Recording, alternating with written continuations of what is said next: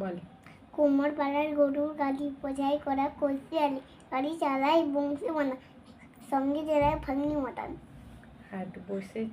হাট বসেছে শুক্রবারে পাকসি বন্ডের পদ্মা চিনিপট্ট জুটিয়ে এনে গ্রামের মানুষ বেচে কেনে। উচ্ছে বেগুন পটল মিলো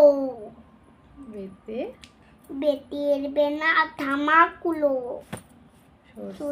সত্যি ছোলা ময়দা আটা শীষের অ্যাপাল নকশা কাটা ছাননি করা বেরি আটা